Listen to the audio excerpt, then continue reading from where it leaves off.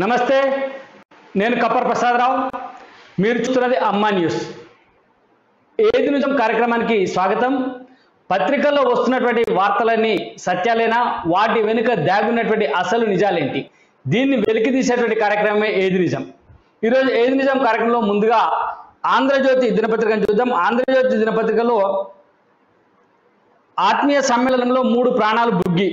BRS party ఆత్మీయ సమ్మేళనం నిర్వహించింది. దీంట్లో 3 ప్రాణాలు బుగ్గైనటువంటి ఒక వార్త ప్రధానంగా మొదటి పేజీలో ఆంధ్రజ్యోతిలో వచ్చిన జిల్లాలో జరిగింది. ఇది కార్యకర్తలు టపాసుల నుంచి నిప్పురవ్వలు, గుడిసెపై పడడంతో చెలరేగిన మంటలు, సిలిండర్ పేలి 3 కార్మికుల మృతి.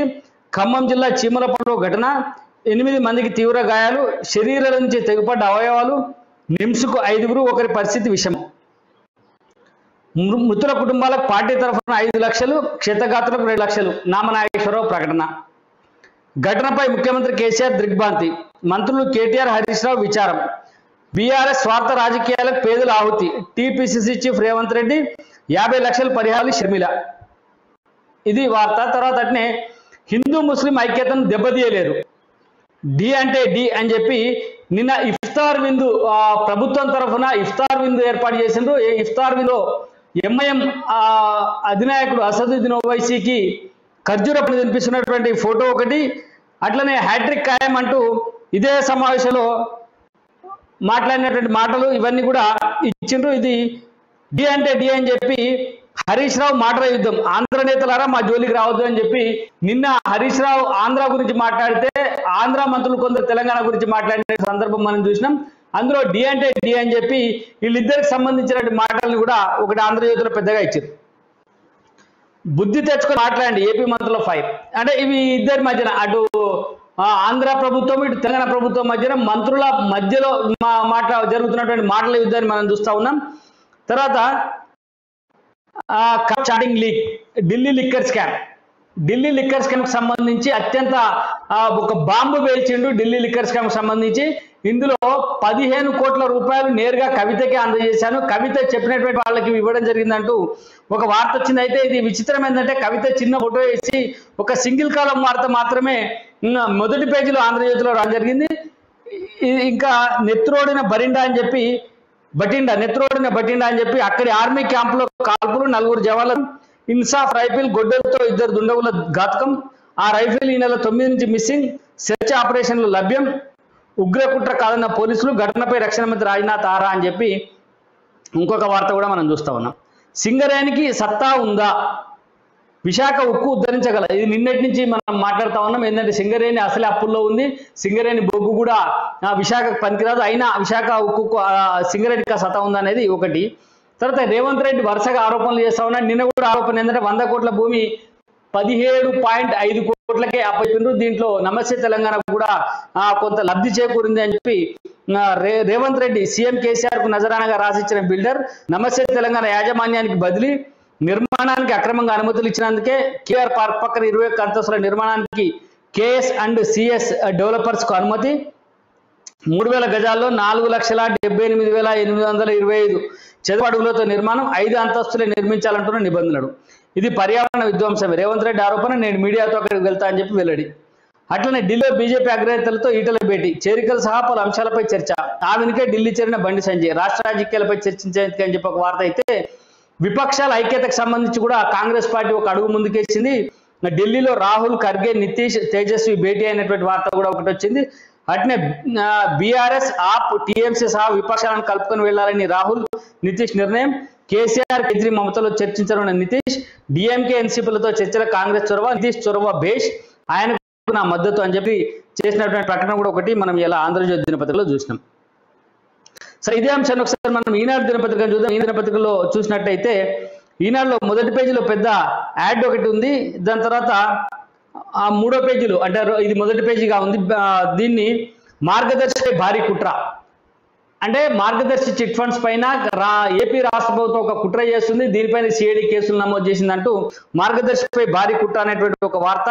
అట్లనే అంబేద్కర్ పెద్ద ఫోటో వేసి ఆకాశమంత అంబేద్కర్ విగ్రహావిష్కరణ ఈ నెల 14 ఉంది, దానికి సంబంధించిన ఒక వార్త కూడా ఒకటి ఉంది. ఉజ్వల భారత్ కోసం పోరాడదామని చెప్పి ఇఫ్తార్గా సీఎం కేసీఆర్ పిలుపు. ఈ ప్రయాణంలో సమస్యలు ఎదురైన రాజీ పడబోమని స్పష్టీకరణ. గమ్యాన్ని చేరుకోవడం ఖాయమని ధీమా. ముస్లిం మత పెద్దలకు శుభాకాంక్షలు చెప్తున్న సీఎం కేసీఆర్ అని చెప్పి ముస్లిం మత పెద్దలతో ఉన్నటువంటి ఫోటో వేసిండ్రు. మామూలుగా ఆంధ్రజ్యోతిలో అయితే ఓవైసీతో ఉన్నటువంటి ఫోటో మనకు కనబడతా ఉంటుంది. తెలుగు మీడియాను రానివ్వకుండా విశ్వ ప్రయత్నం అని చెప్పి నిన్న ఢిల్లీలో ఏపీ భవన్లో మార్గదర్శి అంశంపై ఏపీసీఐడి చీఫ్ పెట్టినటువంటి ప్రెస్ కాన్ఫరెన్స్ సంబంధించినటువంటి వార్త కూడా ఈనాడులో రాసుకున్నారు. తర్వాత హఠాత్తుగా చొరబడ్డారు. కేసులతో సంబంధం లేని సమాచారం తీసుకుంటున్నారు. అరెస్ట్ చేస్తారన్న ఆందోళన ఉద్యోగులు. తెలంగాణ హైకోర్టుకు నిర్వహించిన మార్గదర్శి సంబంధించిన వార్తను పెద్దగా రాసుకున్నారు. తర్వాత భారత ఆత్మీయ సమ్మేళనంలో అపశృతి, 3 దుర్మరణం, 7 గాయాలని చెప్పి నిన్న అక్కడ టపాసులు పేలుస్తుంటే సిలిండర్ పేలి చనిపోయినటువంటి వార్త ఒకటి ఇందులో రాసిన. అట్నే కాటేసిన కల్తీకలు, సోమవారం 1, బుధవారం 2 మృతి, మహబూబ్ నగర్లో ఘటనలు. దేశంలో అత్యంత ధనిక సీఎం జగన్ అని చెప్పి ఈ ఒక వార్త కూడా మనకు ఈనాడులో కనబడ్డది.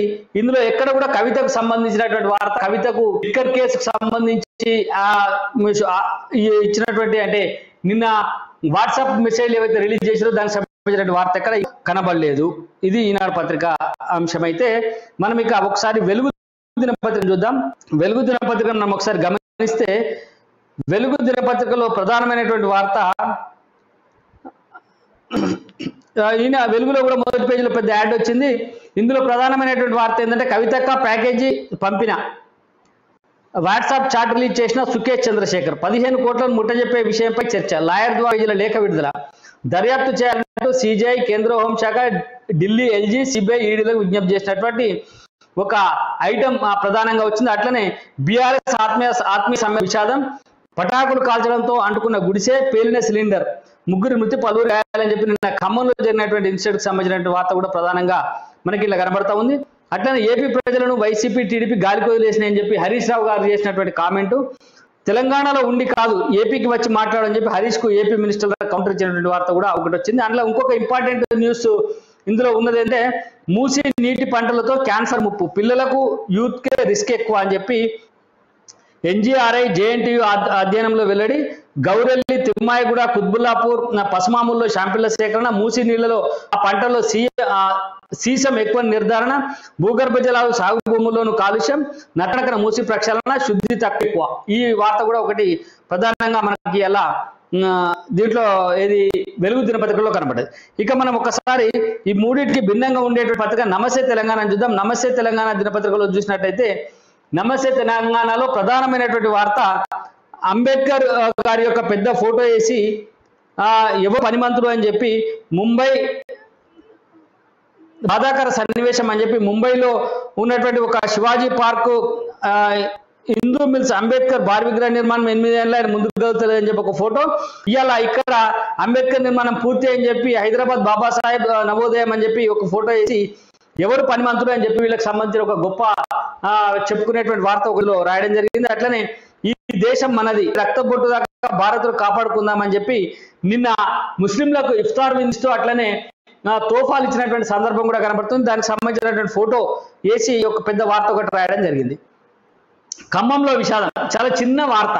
అన్నిలో ప్రధాన పత్రికలలో పెద్దగా 3 చనిపోయినటువంటి వార్త వస్తే నమస్తే తెలంగాణలో బారాస సమావేశంలో జరిగినటువంటి అపశృతిని రాసుకోవచ్చు. బారాస సమావేశంలో అపశృతి జరిగింది, అది ఒక ప్రమాదము, దానికి కావాల్సుకుని ఎవరు చేసినటువంటి చర్య కాదు. కానీ చిన్న వార్త ఇది. చీమలపాడులో పేలిన సిలిండర్, ప్రమాదంలో 1 మృతి, 4కి తీవ్ర గాయాలు, బీఆర్ఎస్ ఆత్మీయ సమ్మేళనం సమీపంలో దుర్ఘటన, ముఖ్యమంత్రి కేసీఆర్ దిగ్భ్రాంతి, మృతుల కుటుంబాలకు 10 లక్షలు, క్షేత్రగాత్ర లక్షల చొప్పున పరిహారం. ఇది ఒక సింగిల్ కాలం ఫోటో లేకుండా చిన్న వార్త నమస్తే దానిలో వచ్చింది. అంటే మోదీ బీజేపీ పరివార్ వాద్ అని చెప్పి కర్ణాటకలో నేతల కుటుంబ సభ్యులకు 20 టికెట్లు అని చెప్పి బయటపడ్డ కమలం పార్టీ కపటనీతి, వారసత్వ రాజకీయాలు చేస్తున్నారంటూ ఇతర పార్టీలపై నోటు దురుసు వ్యాఖ్యలు, కన్నడ నాట బీజేపీలో రచ్చకెక్కిన లోక్సీట్లకు కూడా ఎమ్మెల్యే టికెట్లు, ఆది నాయకత్వంపై నిరసన జ్వాలలు, పార్టీకి గుడ్ బై చెప్తున్న సీనియర్ నేతలు, జయ అభ్యర్థి రమేష్ కు మద్దతుగా 1200 మంది కార్యకర్తలు కూడా అని చెప్పి ఒక వార్త ఇలా మన నమస్తే తెలంగాణలో కనబడ్డది. అన్నిటికంటే దుర్మార్గం ఏంటంటే 10th హిందీ పేపర్ లీకేజ్ కేసులో బుధవారం జైలు నుంచి బెయిల్పై బయటకు వచ్చిన నిందితుడు బూరం ప్రశాంత్ కు శాల్వా కప్పి సన్మానం చేస్తున్న బీజేపీ అధికార ప్రతినిధి రాకేష్ రెడ్డి నేతలు. దొంగలు సర్దిగడుతున్న బీజేపీ. దొంగలు అన్నది ఎక్కడ నిర్ధారణ కాలేదు. కేవలం ప్రభుత్వము, పోలీసులు చేత ఆరోపించబడ్డటువంటి వ్యక్తి మాత్రమే ప్రశాంత్, ఒక సీనియర్ జర్నలిస్టు. గతంలో అనేక సందర్భాలలో పనిచేస్తూ సమాజంలో జరుగుతున్నటువంటి అవినీతిని, ప్రభుత్వ అవినీతిని వెలికితీసినటువంటి వ్యక్తి. ఆయన బయటకు వస్తే శాల్వా కప్పడంలో తప్పులేదు, కానీ దాన్ని కూడా పెద్ద దొంగలకు సర్ది కడుతున్నా అని చెప్పి ఒక వార్త ఒకటి రాయడం జరిగింది. అట్నే ఏపీని గాలికి వదిలిన అధికార విపక్షాలు అని చెప్పి నిన్న హరీష్ రావు మాట్లాడినటువంటి మాట కూడా మనకు ఒకటి ఇంట్లో కనబడతా ఉన్నది.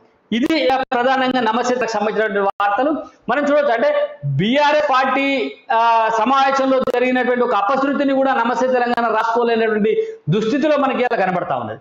అంటే కేవలం తమ డబ్బా కొట్టుకోవడం కోసం అంతా మంచిగా ఉంది, అంత ఫీల్ గుడ్ ఫ్యాక్టర్ను ప్రజలకు చేరవేసేటువంటి ఒక ప్రక్రియని నమస్తే తెలంగాణ చేపట్టినట్టుగా స్పష్టంగా అర్థమవుతుంది. అందుకనే మనం చెప్తాను ఏది నిజం, ఇందులో ఏది నిజం, ఈ నిజాన్ని బయటికి తీసేటువంటి కార్యక్రమం ఇది.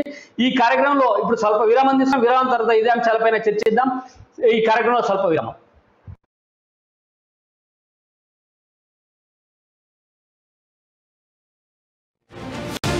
అమ్మంటే దైవ స్వరూపం. అందుకే మా ఇజం నిజంలా. అమ్మా న్యూస్ తెలుగు వార్తా ప్రపంచంలో సరికొత్త సంచలనం.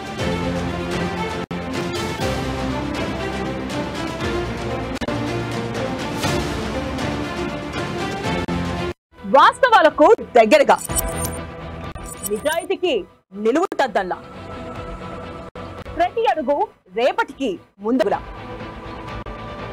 సరికొత్త వార్తా ప్రసారవంతిలా మీ అమ్మా న్యూస్ ఛానల్.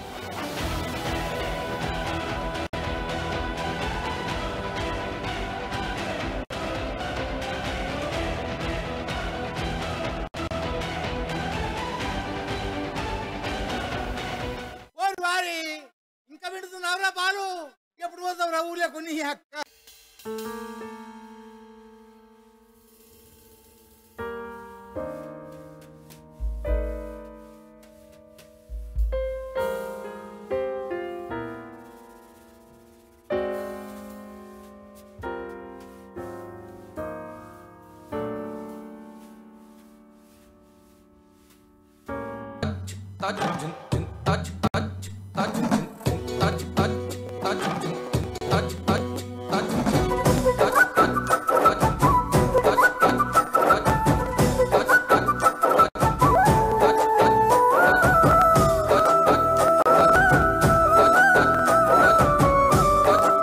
వచ్చేవాళ్ళు మామూలు కళాకారులు కాదండోయ్. వాళ్ళ గొంతుకులతో చూసే వాళ్ళకి, వినే వాళ్ళకి ఉరుముల మోతలే. అంతేకాకుండా వాళ్ళ పాటలతో మనందరినీ ఉరువు తొలగిస్తారు. వాళ్ళెవరనుకుంటున్నారా? చూస్తూనే ఉండండి జానపదం అడ్డ. ప్రతి ఆదివారం రాత్రి 7:30 మీ అమ్మా న్యూస్ లో.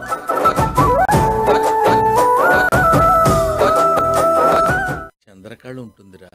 చంద్రకళ చంద్రకళ చంద్రకళ. చందు చంద్రకళ కాదు, వెన్నెల. పిలిస్తే పిలిచారు గాని అవు ఎంత బాగుందో. సికందర్ మోడల్. తమ్ముడు ఇది నీ అదోస్ కాదు, నా మీమ్స్ అడ్డా. ఎస్, ఇది మీమ్స్ అడ్డా, వెన్నెల కడ్డ. అంటే ఈ ప్రోగ్రామ్ లో మరి ఎంటర్టైన్మెంట్ ఇరుక్కు ఓరే బాబా, ఎరక్కో తీయకుంటది కాదు, అసలు ఏ రంగులో ఉంటుంది? రంగు రుచి కాదు, సరదాగా ఉంటుంది. అదో ఫీలింగ్ రా బాయ్. ఓరే కనబడుతుందా మరి? అవును, మీ వెల్కమ్ బ్యాక్. ఈ అంశాలపైన మాట్లాడడం కోసం ఈరోజు మనతో పాటు సీనియర్ అనలిస్ట్, రాజకీయ విశ్లేషకులు బండారు రామ్మోహన్ రావు గారు ఉన్నారు. అలాగే సీనియర్ జర్నలిస్ట్ కృష్ణమూర్తి గారు మనతో లైవ్ లో సిద్ధంగా ఉన్నారు. బండారు రామ్మోహన్ రావు గారు నమస్కారం. వస్తుంది కదా. కృష్ణమూర్తి గారు నమస్కారం. ఈ రోజు ప్రధానంగా మనం చూసినాం, సుకేష్ చంద్రశేఖర్ అనేటువంటి ఒక వ్యక్తి పేరు దేశమంతా కూడా బాగా ప్రబలినటువంటి పరిస్థితి కనబడతా ఉంది. సుకేష్ చంద్రశేఖర్ అనేటువంటి వ్యక్తి ఆర్థిక నేరస్తుడు కావచ్చు, లేకపోతే రాజకీయంగా అనేక రకాల తప్పిదాలకు పాల్పడినటువంటి వ్యక్తి, జైల్లో ఉన్నటువంటి వ్యక్తే కావచ్చు. కానీ నిన్న విడుదల చేసినటువంటి వాట్సాప్ చాట్ మనం చూస్తే, కవిత గారికి విడుదల చేసినటువంటి వాట్సాప్ చాట్ లో 15 కోట్లు ముట్ట చెప్పే విషయమై చర్చ జరిగింది. లాయర్ ద్వారా 6 పేజీల లేఖ విడుదల చేసింది. సిజిఐ, కేంద్ర హోంశాఖ, ఢిల్లీ ఎల్జీ, సిబిఐ, ఈడీలకు విజ్ఞప్తి చేసింది. ఈ యొక్క ఆర్థిక నేరస్తుడు జైల్లో ఉండి విడుదల చేసినటువంటి ఈ వాట్సాప్ చాట్ కానీ, లేకపోతే దీనికని మన విలువ ఉందంటారా? దీనిపైన విచారణ జరిగే అవకాశాలు ఏమైనా ఉన్నాయా? రామ్మోహన్ రావు గారు.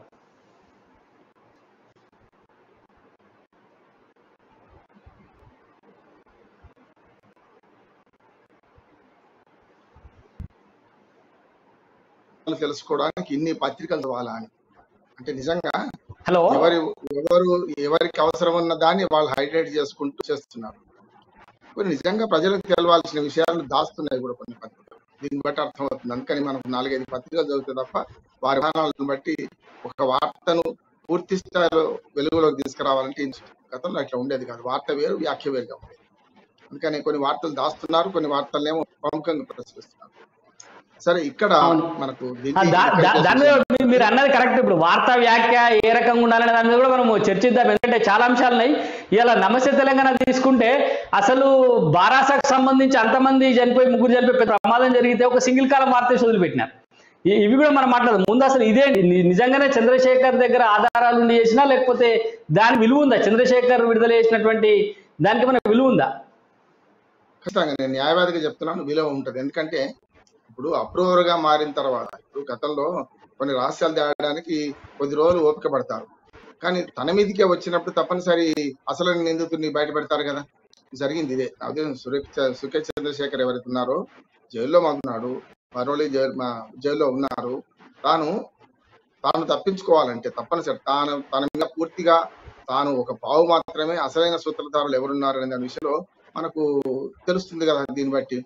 అందుకనే తెలుగులో ఏదైతే ఉన్నదో అదంతా బయట పెట్టారు. ఇప్పటికీ కొన్ని ఇంకా మనీష్ సిసోడియాతో, అట్లాగే కేజ్రీవాల్ తో కూడా ఉన్నాయి. నాకు ఏదైతే చార్ట్స్ చేసిందో ఇవన్నీ కూడా బయట పెడతానని ఇప్పటికీ అంటున్నారు. ఇంకా నా ఉద్దేశం నమ్మదగ్గ విషయం అని అనవచ్చు. ఎందుకంటే నమ్మదగ్గ విషయం కాకపోతే ఈ ఫోన్ నెంబర్, ఇప్పుడు కవితక్క అనే ఫోన్ నెంబర్ తన సెల్లో రికార్డ్ అయి ఉన్నది. అట్లానే మనకు సిసోడియాది కానీ ఇవన్నీ నెంబర్ లేకపోవచ్చు, అంటే ఆ నెంబర్లు లేకపోవచ్చు. కానీ ఇప్పుడు బయట పెడుతున్న విషయాలు మాత్రం విస్మయం కొలుపుతున్నాయి. నా ఉద్దేశం ఏంటంటే నిప్పు లేకుండా పొలిగా ఎట్లా వస్తుంది? ఒకవేళ నిజంగానే కవితక్క కాకపోతే చేయదలుచుకుంటే, రాజకీయంగా టార్గెట్ చేయదలుచుకుంటే మరి కేసు కదా వాళ్ళు ఎందుకు చేయలేదు? అందుకని ఇలా అబద్ధం లేదు, పొగ అవుతున్నది. నిప్పు ఉంది కనుక పొగ వస్తుంది అనుకోవచ్చు. చాలా వాస్తవాలు మన కేజ్రీవాల్ గారు కూడా మిస్టర్ క్లీన్ గా ఉన్న ఆయన. ఢిల్లీలో అయితే ఎక్కువ మంది అసలు నిజంగా చెప్పాలంటే బాగా పై ఒకటి ఉంటుంది, గూఢచారి ఉంటుంది కనుక అక్కడికంటే ఢిల్లీ బయట ఈ నేరం జరిగితే బాగుంటుంది, దీనికి సంబంధించిన అంశాలన్నీ బయటకు బాగుంటుంది అని చెప్పి ఊహించినట్టున్నాడు మొదలై. కనుకనే హైదరాబాద్ కేంద్రంగా ఈ మొత్తం హవాలా సొమ్మును మళ్లించడం, వివిధ ఆసియా దేశాలకు మళ్లించడం, ముఖ్యంగా ఎన్నికల ఖర్చు కూడా ప్రసాద్ గారు సమస్య ఏమవుతుందంటే ఎంత మంచి పార్టీ అయినా రాజకీయంగా నిలదొక్కోవాలంటే మద్యము, డబ్బు అంటే లిక్కర్ అండ్ మనీ పాలిటిక్స్ లో ఇవి ప్రధాన పాత్ర వహిస్తున్నాయి. దీనివల్ల వస్తున్న సమస్య ఈ విషవాయంలో అన్ని పావులే అని నేను అంటున్నా. అందరూ సూత్రధారులు, పాత్రధారులే అంటున్నా.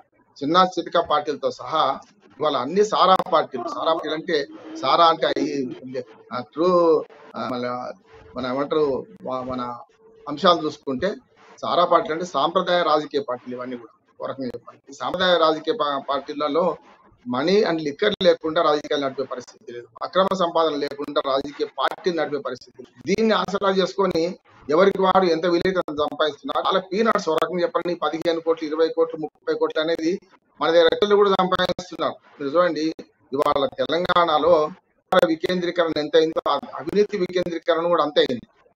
ఇప్పుడు పెద్ద ఉంటుంటే తండ్రి తంతెల మీద ఎరుగుతే కొడుకు కోనేట్లు ఎరుగుతాడు.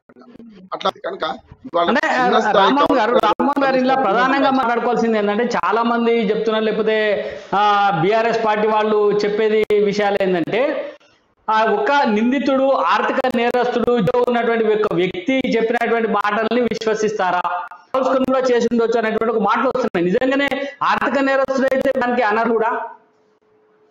కాదు కదా. అందుకని నేను ఏమంటున్నాను, కేసుల్లో అప్రూవర్ గా మారిన వాడు ఏ నేరస్తుడైనా సరే కొన్ని విషయాలు వెలుగులో తీసుకొచ్చినప్పుడు దాని మీద పరిశోధన జరపాలి, పరిశీలన జరపాలని నేను అంటున్నాను. పోలీసుల విధి అది కదా. నిజంగా ఉందా లేదా, నిజంగానే ఆ సెల్ ఫోన్ నుంచి కవితక్కకు వచ్చిందా లేదా, ఆ చాటింగ్ జరిగిందా లేదా, ఒకవేళ డిలీట్ చేస్తే కూడా చాటింగ్ మళ్ళీ పునరుద్ధరించవచ్చు. ఇప్పుడు ఇవాళ టెక్నాలజీ పెరిగిందంటే, ఆర్టిఫిషియల్ ఇంటెలిజెన్స్ పెరిగిన తర్వాత ఇవాళ పారేసిన ఫోన్ల నుంచి కూడా మన స్విచ్ ఆఫ్ చేసి బుద్ధలో పడేసిన ఫోన్ కూడా మనం ట్రేస్ చేసే పరిస్థితి ఉన్నది. కనుక ఖచ్చితంగా ఆర్థిక నేరస్తుడు అయినా సరే ఈ విషయాలకు సంబంధం ఉంది. అసలు లేని వాడు ఎక్కడో వేరే కేసులో అరెస్ట్ అయిన వాడు ఈ విషయం చెప్తే వేరు, కేసులో అరెస్ట్ అయ్యింది కదా, ఆర్థిక నేరస్తుడు కావచ్చు.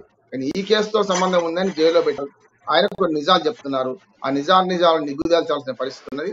అట్లా కాకుండా రాజకీయంగా దీన్ని ఎదుర్కొందామంటే లాభం లేదు. దీన్ని కేసుగా చూడాలి. టిఆర్ఎస్ వాళ్ళు ఇటు పక్కన పెద్ద ఎత్తున ఈ రాజకీయ పోస్ట్ మార్టం చేయడం కానీ అటు బీజేపీ వాళ్ళు చేయడం కూడా సరైనది కాదంటున్నాను. రాజకీయ పోస్ట్ మార్టం కంటే నిజమైన పరిశోధన, నిజమైన విచారణ జరగాలి. దాని ద్వారా కొన్ని నిజాలు వెలుగులోకి వస్తాయి. దాని ద్వారా అసలైన నిందితులు ఎవరో తెలుస్తుంది. 15 కోట్ల, 30 కోట్ల, 50 కోట్ల ఇదే అంశం మీద సీనియర్ జర్నలిస్ట్ కృష్ణమూర్తి ఉన్నారు. వారేమంటారు విందాం. కృష్ణమూర్తి గారు, ప్రధానంగా చెప్పండి, ఇప్పుడు మనకు ఈ రాజకీయ కోణంలోనే ఈ కేసును చూడాలా, లేకపోతే ఇందాక రామ్మోహన్ గారు చెప్పినట్టు అధికార వికేంద్రీకరణ ఎట్లా జరిగిందో అవినీతి వికేంద్రీకరణ కూడా అట్నే జరిగింది అనేది ఒక విలువైనటువంటి విషయము. అట్నే ఒక నేరస్తుడు, ఒక జైల్లో ఉన్నటువంటి వ్యక్తి చెప్తే దాన్ని నమ్మాలా వద్దా? ఇది అంటే అప్రూవర్ గా మారినప్పుడు కొన్ని విషయాలు చెప్తారు అనేది రామ్మోహన్ గారు చెప్తున్నారు. ఏమంటారు మీరేమంది? అంటే దురదృష్టం ఏంటంటే ఒకప్పుడు నేరస్తులుగా ఉండేవాళ్ళు, ఇప్పుడు రాజకీయాల్లోకి వచ్చేసి నేరస్తులు. ఇది ఇప్పుడు ఉన్నటువంటి మా దురదృష్టం.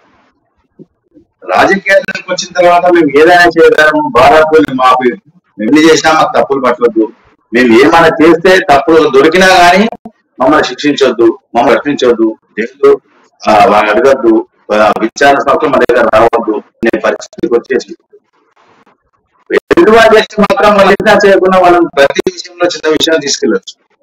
కాబట్టి మంచి పద్ధతి కాదు. రాజకీయాలకు కూడా రానున్న కాలంలో రాజకీయాలు విసిగెత్తి వాళ్ళు కూడా ఒక స్థితికి వస్తుంది. రాజకీయాల నాయకులు, పార్టీలు ఈ విషయంలో కొంత జాగ్రత్తలు వస్తాయి. ముఖ్యంగా ఇక్కడ చూడాల్సిందంటే జైల్లో ఉన్న వ్యక్తి ఇచ్చినటువంటి తప్ప కాదా, అది చెల్లయా అనే మన అంశం. అయితే ఆయన బయటపెడతారు.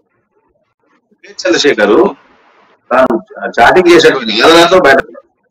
అంటే ఇప్పుడు దర్యాప్తు సంస్థలు కానీ పోలీసు హోంశాఖలు కానీ ఉన్నటువంటి శాస్త్ర సాంకేతిక పరిజ్ఞానంతో వాటిని అందులో ఉన్నటువంటి నిజాలు ఏంటి అనే విషయాలు తెలిసి ఆ తర్వాత ఎవరు తెలిసించాల్సిన అవసరం ఉంది. అక్కడ కవితనా లేకపోతే పెద్ద చంద్రశేఖర్ అనేది అతను ఆయన ఇచ్చింది తప్ప, వీళ్ళు చేసింది తప్ప అనేది కొంచెం తెలిసాల్సిన అవసరం ఉంది ఇప్పటికిప్పుడు. అయితే జైల్లో ఉన్నంత మాత్రాన ఆయన దగ్గర ఆధారం ఉండవద్దు అనేది ఎక్కడ లేదు, ఆయన మాట్లాడవద్దు అనేది కూడా ఎక్కడ లేదు. జైల్లో ఉన్న వ్యక్తి మానేది ఆయన చెప్పచ్చు, ఓట్లు చెప్పచ్చు, బయట చెప్పచ్చు. ఆయన బయట అంటే దర్యాప్తు సంస్థలకు, దర్యాప్తు అధికారులకు తమకు తెలిసిన సమాచారం, తన దగ్గర సమాచారం ఇవ్వచ్చు, చెప్పచ్చు. అయితే బయటకు కూడా చేసే అవకాశాలు ఉంటాయి. కాబట్టి జైల్లో ఇంకొక అంశం కూడా ఉంది, మనం లోతుగా చర్చించిన రామ్మోహన్ రావు గారిని అడుగుదాం. రామ్మోహన్ రావు ప్రధానంగా అంటే లిక్కర్ కేసు కంటే ముందే ఈ ఆ పార్టీతో టిఆర్ఎస్ పార్టీకి లేదా కవితకు కేసీఆర్ గారికి కొన్ని సంబంధాలు ఉన్నాయి అని చెప్పి ఈరోజు ఈయన సుకే చంద్రశేఖర్ వెల్లడించినటువంటి కొన్ని చాట్ లిస్ట్ ద్వారా తెలుస్తా ఉంది, అంటే వాట్సాప్ చాట్స్ ద్వారా తెలుస్తా ఉంది. అంటే వీళ్ళు ముందుగా రాజకీయ సంబంధం మొదలై తర్వాత ఆర్థికపరమైనటువంటి నేరాల వైపుకు వెళ్ళినట్టుగా గమనించవచ్చా, లేకపోతే మొదట్లోనే వీళ్ళిద్దరి మధ్యన ఈ ఆర్థికపరమైనటువంటి అంశాలలో అవగాహన వచ్చింది అనుకోవచ్చా? రామ్మోహన్ రావు గారు. గారు, మీకు ఈ రాజకీయ స్నేహం కాస్త ఆర్థిక స్నేహంగా మారిందని నేను అనుకుంటున్నాను. జనరల్ గా మీరు చూడండి, పాత హిందీ సినిమాల్లో జైళ్లలో చిన్న నేరం చేసి వెళ్ళినవాడు పెద్ద నేరం చేసిన వాడితో కలిస్తే వీడు కూడా నేరస్తుడిగా మారిపోతుంది కదా. మనం చూస్తున్నాం హిందీలో వెనకడ చూసేవాళ్ళం, చిన్న చిన్న నేరాలు చేసి జబుదొంగతనం చేసి పిల్లలే పెద్ద నేరస్తుడు కలిసి వాడిని పెద్ద పెద్ద నేరాలు చేయిస్తాడు. వాళ్ళతో ఏమైందంటే మామూలుగా కేజ్రీవాల్ ఒక రకంగా కడిగిన ముత్యం. మొదట్లో మన అన్నా హజారే గారి అద్భుతమైన లోక్పాల్ బిల్లు మీద వాడిని సొమ్ము చేసుకోవడం, అంతకు ముందున్న ఆయన స్వచ్ఛంద సంస్థను పరివర్తన స్వచ్ఛ కొంత పాపులారిటీ సంపాదించుకోవడం. నిజంగా లోక్పాల్ ఉద్యమంలో పడ్డది ఎవరంటే కేజ్రీవాల్, అరవింద్ కేజ్రీవాల్. కనుక మిస్టర్ క్లియర్ ఆర్థిక నేరాలు, రకరకాల కుంభకోణాలు లాంటి పార్టీ వ్యక్తులతో కలిసినప్పుడు ఏమవుతుందంటే ఆటోమేటిక్ గా ఆ స్నేహం కాస్త ఆర్థిక నేరంగా పరిణతి చెందిందని నేను అనుకుంటున్నాను. ఢిల్లీలో నాకు చాలా పరిచయం ఏంటంటే మీకు ఇప్పటికి కూడా మిగతా దేశం అంతా ఒక పాలసీలో ఢిల్లీ ఓకే. గతంలో మేము చాలాసార్లు ఢిల్లీ వెళ్ళినప్పుడు పరిశీలించండి, మన హైదరాబాద్ లో చూస్తే ప్రతి వీధికో మద్యం షాప్ ఉంటుంది. కూడా ఢిల్లీలో షాపుల నియంత్రణ ఉన్నది. కాకపోతే గతంలో ప్రభుత్వ నియంత్రణ పూర్తిగా జరిగేవి. ప్రభుత్వ ఆఫీసులు ఎట్లా నడిచేవో లిక్కర్ ఆ షాపులు అట్లా నడిచేవి. ఉదాహరణకు ప్రభుత్వ ఆఫీసులో లంచం ఉంటుంది పని చేయరు కదా, లంచం లేకపోతే వాళ్ళు పని చేయరు కదా. ఒక రిజిస్ట్రేషన్ ఆఫీస్ ఉంది అనుకోండి, సాయంత్రం దాకా అర్ధరాత్రి దాకా ఎందుకు పనిచేస్తుంది అంటే లంచం ఉన్నది కానీ పనిచేస్తారు. కనుక ఎక్కడైతే ప్రభుత్వ ఆఫీసులు నిస్తేజంగా నడుస్తాయో మామూలు ఆఫీసులు, అట్లాగా ఈ మద్యం షాపులు నడిచేవి. వాడికి కొత్తగా అమ్మేవాడికి ప్రభుత్వ ఉద్యోగి కనుక అమ్మేవాడికి ఏమి పెద్దగా లాభం ఉండకపోయేది కనుక వాళ్ళ బ్రాండ్ ఉంటే తీసుకోలేదు లేదా అనేవాడు. వీధికి ఒక మద్యం షాప్ కూడా ఉండేది కాదు, చాలా దూరంగా 2-3 కిలోమీటర్లు నడిస్తే తప్ప ఒక మద్యం షాప్ ఉండేది కాదు. అట్లాగే దానిలో కూడా ఫలానా బ్రాండ్ కావాలంటే దొరికేది కష్టం. అందులో ఇప్పటిదాకా ఇప్పుడు కూడా అది రూల్స్ ఎలమల్లో ఉన్నాయి. అక్కడ 18-21 సంవత్సరాలు నిండకుండా మద్యం కొనడానికి వీలు లేదు. మైనార్టీ తీరిన వాళ్ళకి మద్యం కొనడానికి వీలు ఉంటుంది. పర్మిట్ హౌసులు ఉంటాయి. అట్లాగే పర్మిట్ లేకుండా మద్యం తాగడానికి వీల్లేదు. ఇట్లాంటి చాలా పకడ్బందీ రూల్స్ ఢిల్లీలో ఉన్నాయి. నిజంగా చెప్పాలంటే విదేశీ రాయబారుల కార్యాలయం మొదలు పెడితే ప్రపంచం మొత్తం ఢిల్లీ వైపు చూస్తుంటది. కానీ అక్కడ ఇన్ని నిబంధనలు పెట్టి మద్యం వ్యాపారం ఇప్పటిదాకా కొనసాగింది.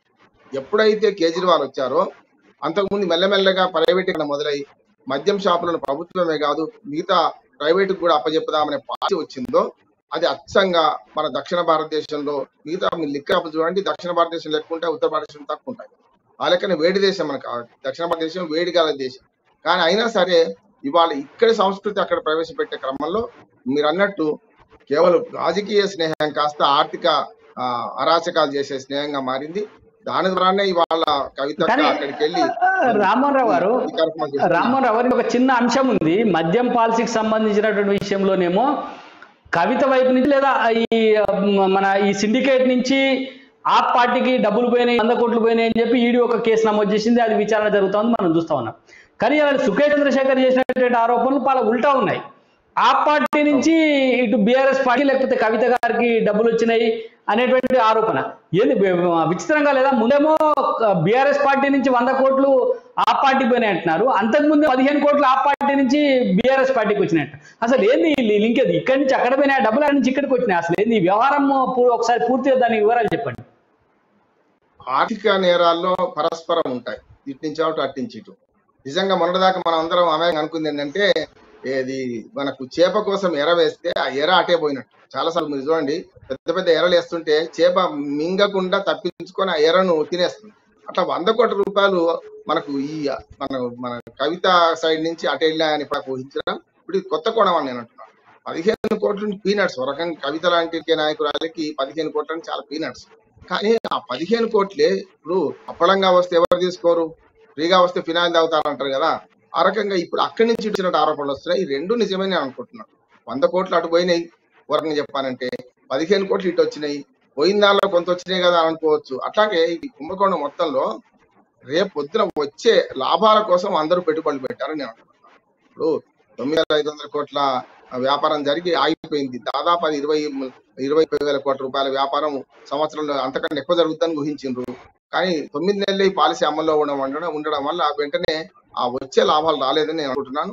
అందులో రిటర్న్ గిఫ్ట్స్ కూడా కొన్ని ఉన్నాయని నేను అనుకుంటున్నాను. ఎందుకంటే ఇప్పుడు మనం కొన్ని స్కీమ్లు ఉంటాయి, కొంత డబ్బు పెడితే మళ్ళీ వెనకకు వస్తుంటాయి ఇన్సూరెన్స్ స్కీమ్ లో వాటిల్లో. ఇది అటువంటిది నేను అనుకుంటున్నాను. 15 కోట్లు అంటే లేకపోతే ఈ రకంగా కూడా రామ్మోహన్ రావు ఇట్లేమైనా ఉందా అంటే కవిత ఇతర వ్యక్తుల నుంచి ఆ పార్టీకి డబ్బులు ఇప్పించి అందులో నుంచి ఏమైనా కమిషన్ తీసుకుంటే మొదలే కమిషన్ తీసుకొని దాని తర్వాత డబ్బులు ఇప్పించిన ఈ రకంగా కూడా ఈ కూడా ఏమైనా ఆలోచన చేయొచ్చు అంటే 15 కోట్లకి 100 కోట్లు అక్కడికి పోయినాయి. ఈ 100 కోట్లకు సంబంధించి ఇతర వ్యాపారుల ద్వారా ఆ పార్టీకి అందజేసినటువంటి లబ్ధిలో మళ్ళీ ఒక కమిషన్ ఇటువైపు వచ్చింది అనేటువంటి ఆరోపణలు ఉన్నాయి. ఇందులో ఏమైనా వాస్తవం ఉందంటారు? అదే చెప్పబోతున్నాను ప్రసాద్. ఎందుకంటే 100 కోట్లు అటిస్తే నిజంగానే 15% కమిషన్ ఉంది అనుకోండి, 15 కోట్లు ఇటు వచ్చినట్టే లెక్క కదా. దీన్ని బట్టి అర్థం అవుతుంది మనకు. రిటర్న్ గిఫ్ట్ అన్నట్టు ఒక రకంగా చెప్పాలంటే అది తీసుకెళ్లి అటు చెప్పడం జరిగింది. ఇందులో కూడా ఇప్పుడు కవిత ఒక్కతే పెట్టుబడి పెట్టింది కాదు, కవిత తరఫున రకరకాల వాళ్ళు ఇక్కడి నుంచి కవిత చెప్పింది మాట సాయం మాత్రమే. మాట సాయంతో పాటు తను సొంతంగా పెట్టుబడి పెట్టిందని నేను అనుకోవడం లేదు. మీరు అన్నట్టు ఆ 15 కోట్లు రిటర్న్ గిఫ్ట్ 100 కోట్లు అటు పోయినందుకు కానీ వచ్చినాయి అనుకోవచ్చు. అంటే మనం ఆ ఏనుగును ప్రసాద్ గారు నేను చెప్తాను, ఏనుగును వర్ణించమంటే గుడ్డివాడు వర్ణించడం ఏం చేస్తారంటే మొదలు కాళ్ళు పట్టుకొని అంటే ఆ తొండం పట్టుకొని ఏనుగు ఎలా ఊహించుకుంటారు. అట్లా మనందరం కూడా ఏం చేస్తున్నామంటే ఈ కుంభకోణాన్ని ఏనుగును కదా తొండం పట్టుకుంటే ఒక రకంగా, కాళ్ళు పట్టుకునేవాడు తోక పట్టుకునేవాడు ఒకరు, ఆ రకంగా ఉన్నది. మీడియా కానీ మనం కానీ ఏం చేస్తున్నామంటే దీన్ని ఏనుగును గుడ్డివాడు వర్ణించినట్టు ఉన్నది. కనుక అసలైన నిజాలు ఎవరికి తెలుస్తుంది? నేరం చేసిన వాళ్ళకి తెలుస్తుంది. ఇది బయట పెట్టాల్సింది ఎవరు? నేర విచారణ సంస్థలు బయటపెట్టాలి. అందుకని ఏమంటున్నాడు, మీడియా పోస్ట్ మాట్లాడాలి, మనం మాట్లాడేది కూడా పాక్షిక అంశాలే మాట్లాడగలుగుతాం, మనకు వెలుగులోకి వచ్చిన విషయాలే మనం మాట్లాడుకుంటాం. కానీ వెలుగులోనికి రాని విషయాలు చాలా ఇప్పుడు మీరు అన్నట్టు దర్యాప్తు సంస్థలు బయట పెట్టాలి వాస్తవం. అయితే దర్యాప్తు సంస్థలు కూడా నిష్పక్షపాతంగా దర్యాప్తు ఒక రకంగా చెప్తా అంటే బీఆర్ఎస్ పార్టీ వాళ్ళు ఆరోపిస్తున్నటువంటి లేదా బీజేపీ వాళ్ళు ఇటువైపు ఆరోపిస్తున్నటువంటి మాటలు చూస్తే రాష్ట్రంలో ఉండేటువంటి అన్ని దర్యాప్తు సంస్థల్ని రాష్ట్ర ప్రభుత్వం ప్రభావితం చేస్తుందని చెప్పి బీజేపీ నుంచి అనేక విమర్శిస్తున్నాయి. అట్లనే కేంద్రంలో ఉండేటువంటి దర్యాప్తు సంస్థల్ని కేంద్ర ప్రభుత్వం ప్రభావితం చేస్తుంది, ఈడీని కానీ సిబిఐని కానీ ప్రభావితం చేసి ఇలాంటి కేసులు పెట్టిస్తుంది అనేటువంటి ఆరోపణలు కూడా చాలా బలంగానే వినిపిస్తున్నాయి. అంటే దీన్ని ఎట్లా చూడవచ్చు? మరి నిజంగానే దర్యాప్తు సంస్థలు బయట పెట్టాలి అన్నారు. దర్యాప్తు సంస్థలలో దర్యాప్తు నిష్పక్షపాతంగా జరుగుతుంది అనేది ప్రజలు నమ్మేటువంటి అవకాశాలు ఉన్నాయా? ఖచ్చితంగా ఒక కథ చెప్తాను. కట్టమంచి రామలింగారెడ్డి గారు ఆంధ్ర యూనివర్సిటీ వైస్ ఛాన్సలర్ ఉన్నప్పుడట ఇద్దరు ప్రొఫెసర్లు గొడవలు పెట్టుకొని ఎవరికి వాళ్ళు వచ్చి ఆయన ఫిర్యాదులు చేశారట, ఒకరి మీద ఒకరు. ఆయన వైజ్ మ్యాన్ కనుక కట్టమంచి రామలింగారెడ్డి గారు ఆ ఇద్దరు ప్రొఫెసర్లను పిలిపించి ఒకసారి ఇద్దరిని కూర్చుని మీరు ఇద్దరు నిజమే చెప్తున్నారు అన్నాడు. అంతే, ఇంకేమనలే. వాళ్ళిద్దరు గప్చుకు వెళ్ళిపోయింది. వాళ్ళకి అర్థమైంది ఏంటంటే ఒకరి మీద ఒకరు చాడీలు చెప్పిన ఇద్దరు నిజాలు చెప్పిందండి. అంటే ఇద్దరు దొంగలే, ఇద్దరు వెధవలే అని సంగతిని ఆయన వెళ్ళనిచ్చారు. ఇప్పుడు మీరు చెప్తున్న వాటి ఏమవుతుందంటే సిబిఐ అంటే గతంలో కాంగ్రెస్ పార్టీ అధికారంలో ఉన్నప్పుడు బీజేపీ అన్నది కాంగ్రెస్ ఇన్వెస్టిగేషన్ బ్యూరో అన్నది కదా. అంటే ప్రభావితం చేయవచ్చు అనే సంగతిని బీజేపీ చెప్పింది గతంలో. మరి ఇప్పుడు దానికి వ్యతిరేకంగా ఎట్లా మాట్లాడగలుగుతుంది? అట్లానే రాష్ట్ర ప్రభుత్వం కూడా చాలా సార్లు ఏసీబీని కానీ ఇతర రాష్ట్ర ప్రభుత్వం ఆధీనంలో లేడీ కానీ వీటి గురించి మిగతా పార్టీల అధికారంలో ఉన్నప్పుడు వీళ్ళు కూడా అన్నారు కదా, టీఆర్ఎస్ వాళ్ళు కాంగ్రెస్ అన్నారు కదా గతంలో, మీ ఇన్వెస్టిగేషన్ ఏజెన్సీలు కుక్కలు ఉసగొలుతారా, మా మీద అన్యాయంగా కేసులు పెట్టిస్తారా అన్నారు కదా గతంలో ఉద్యమ సమయంలో. కానీ నేనేమంటున్నాను, ఇద్దరు నిజమే చెప్తున్నారు అంటున్నా. ప్రభుత్వ ఆధీనంలో ఉన్న నేర విచారణ సంస్థలని, రాజ్యాంగ వ్యవస్థల్ని అవమానపరుస్తూ వీటిని దుర్వినియోగం చేస్తున్నది ఆనాడు కాంగ్రెస్ మీద ఆరోపణ ఉంది, వాళ్ళ బీజేపీ ఉంది, నిన్నటి దాకా కాంగ్రెస్ మీద ఉంది, వాళ్ళ టీఆర్ఎస్ మీద. ఇంకా రాష్ట్ర ప్రభుత్వ సంస్థలైనా విచారణ సంస్థలైనా కేంద్ర ప్రభుత్వ విచారణ సంస్థలైనా నిష్పక్షపాతంగా మెలగడం లేదు అనడాన్ని సుప్రీంకోర్టు పట్టింది మొన్న చూడండి మీరు. అంతేందుకు ఎలక్షన్ కమిషన్ ఆఫ్ ఇండియా కమిషనర్ల నియామకం కూడా తప్పుపడుతూ సిబిఐ డైరెక్టర్ నియామకం ఎట్లా చేస్తున్నారో ప్రతిపక్ష నాయకుడు, ప్రధానమంత్రి, మన అట్లాగే మన న్యాయ వ్యవస్థలో ఉన్న ప్రధాన న్యాయమూర్తి, సుప్రీంకోర్టు ప్రధాన న్యాయమూర్తి ఎట్లా నిర్ణయిస్తారో దీన్ని కూడా నిర్ణయించమని చెప్పారు కదా.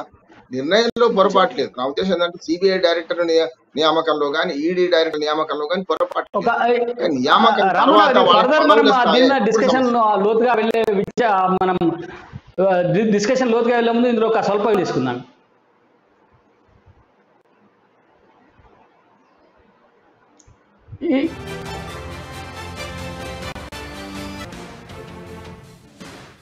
గాంధీ భవన్ పార్టీ ఏదైనా పొలిటికల్ హెడ్ క్వార్టర్స్ అప్డేట్స్ ఎప్పటికప్పుడు మీ అమ్మా న్యూస్ లో.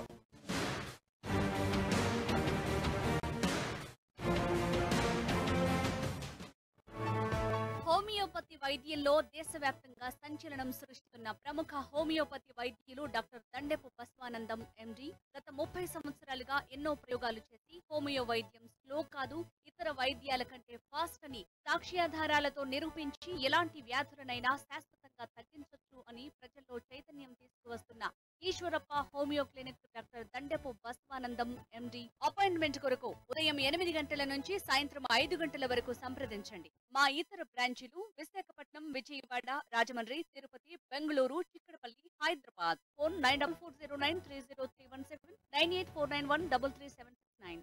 YouTube ID doctor Dandepu Basvanandam. Facebook ID Basvanandam Dandepu. అమ్మంటే ఆత్మీయత, అమ్మంటే మమకారం, అమ్మంటే దైవ స్వరూపం. అందుకే మా ఇజం నిజంలా. అమ్మా న్యూస్ తెలుగు వార్తా ప్రపంచంలో సరికొత్త సంచలనం.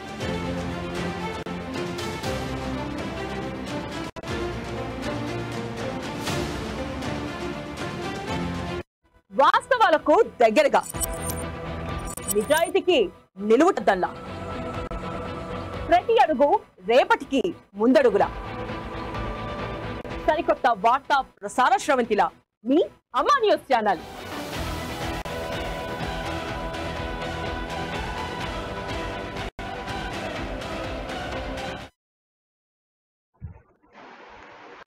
Welcome back.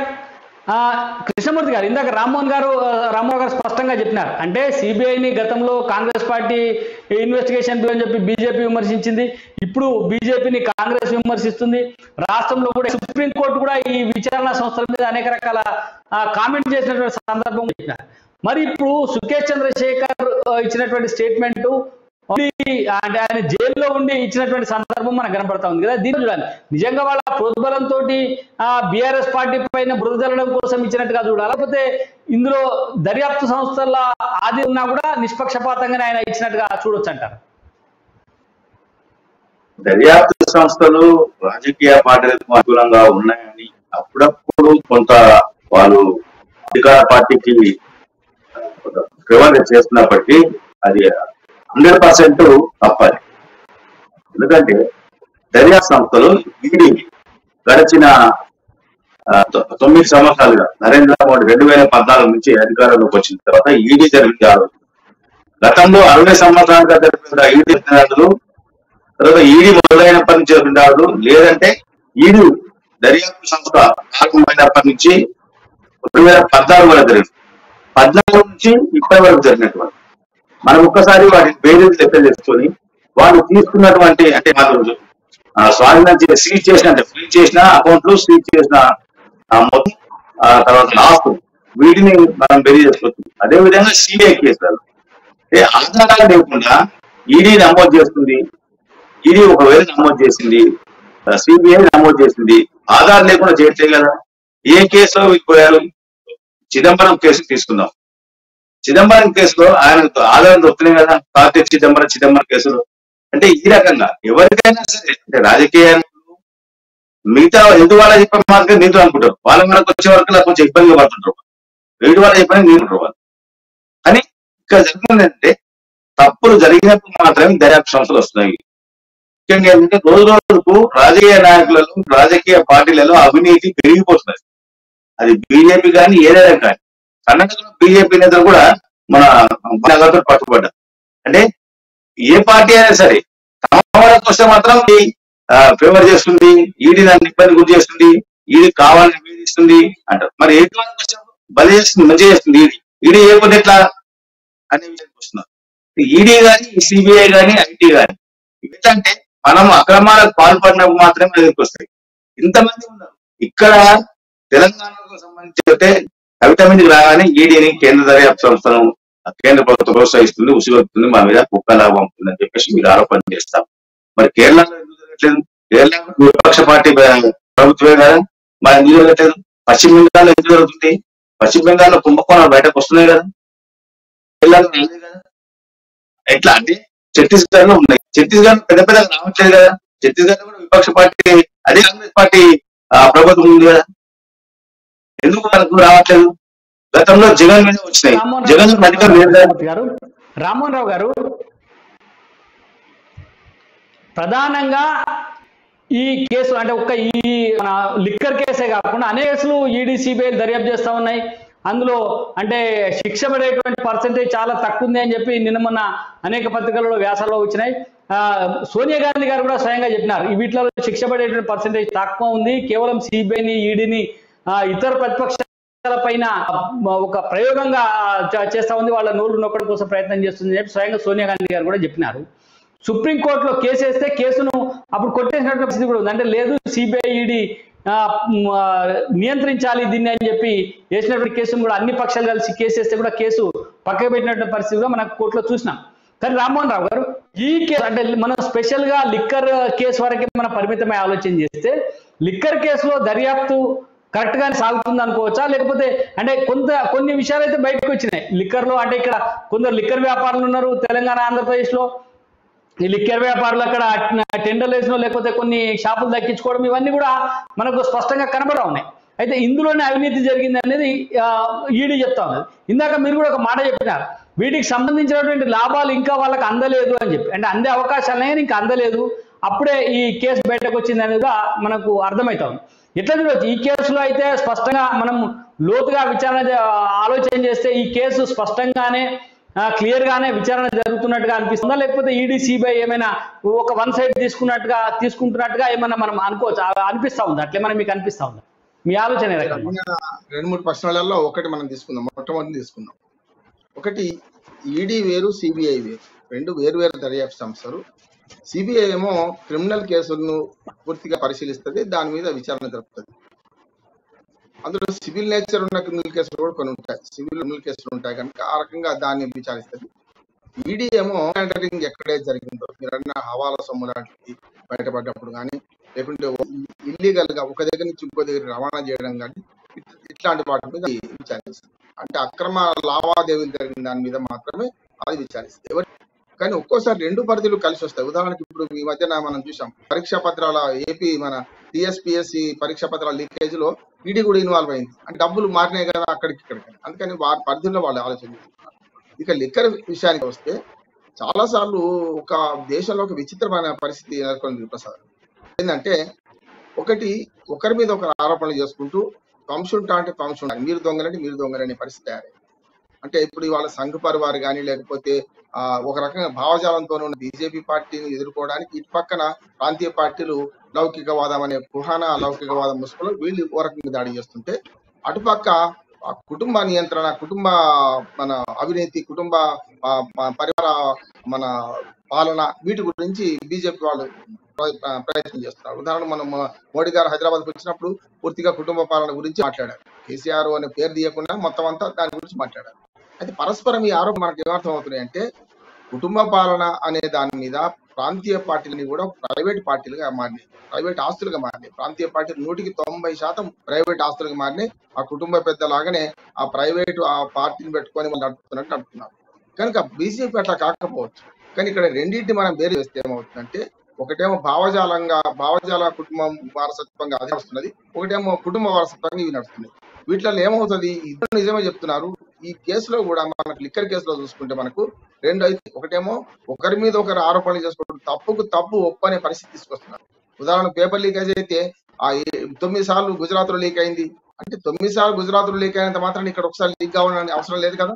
అంటే తప్పుకు తప్పు పరిష్కారం అని ఓ మాట ఆలోచించేస్తున్నారు. కానీ ఇది సరైనది కాదు. లిక్కర్ కేసులో స్పష్టంగా 2 విషయాలు నేను డిమాండ్ చేస్తున్నాను. ఒకటి, ఇప్పుడు రాజకీయంగా దీన్ని చూడొద్దు. ఈ కేసును కేవలం ఒక ఢిల్లీలో వేరే ప్రభుత్వం ఉండొచ్చు, తెలంగాణలో వేరే ప్రభుత్వం ఉండొచ్చు. కానీ తెలంగాణలో లిక్కర్ కేసులో కవిత గారి గురించి ఎందుకు ఆరోపణలు వస్తున్నాయి, కవిత మీద సెల్ ఫోన్ల ధ్వంసం కానీ, సెల్ ఫోన్లు అప్పచెప్పినా కూడా దానిలో చాటింగ్ కానీ ఎందుకు వస్తున్నది విషయం ఆలోచించాలి. అందుకని ఏం చేయాలంటే, కొంచెం రాజకీయంగా ఈ పోస్ట్ మార్టం తగ్గించి, అంటే కవిత అరెస్ట్ అవుతుందని చెప్పి భవిష్యత్ జోస్యం మనకు బీజేపీ వాళ్ళు చెప్పడం, అట్లానే రేపు పొద్దున బండి సంజయ్ని అరెస్ట్ చేస్తామని అరెస్ట్ చేశారు కూడా, ఆ రకంగా టీఆర్ఎస్ వాళ్ళు బీఆర్ఎస్ వాళ్ళు చెప్పారు. ఇది సరైనది కాదు. పోలీస్ సంస్థలు అంటే దర్యాప్తు సంస్థలు చేయాల్సిన పనిని రాజకీయ పార్టీ చేస్తున్నాయి.